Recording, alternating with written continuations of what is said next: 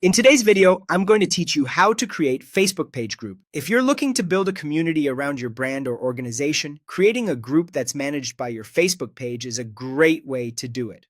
I'll walk you through the exact flow, explain what each choice means, and share a few quick tips so you feel confident before you hit create. Start by opening Facebook and heading to your homepage. Make sure you're signed into an account that manages the page you want to use. From the homepage, look to the left-hand menu and find Groups. This is your hub for everything related to Facebook groups. Go ahead and click Groups. Inside the Groups section, find the option that says Create New Group. Click that, and Facebook will open a setup window where you'll enter the basic details for your new community. This is where you name your group and choose its privacy setting. For the group name, pick something clear, recognizable, and easy to search. If your page has a specific niche, consider including it in the title so people immediately understand the purpose of the group. You can always adjust the name later, but getting it right up front helps members find you more easily. Next, choose your privacy.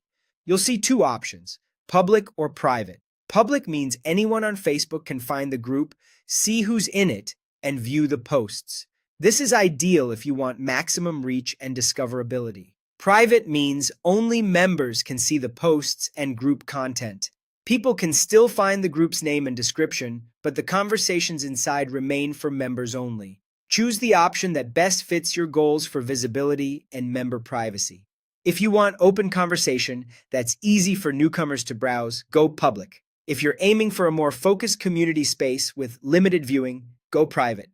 Once your group name and privacy are set, you're ready to create it. Click Create. Facebook will take a moment to set things up.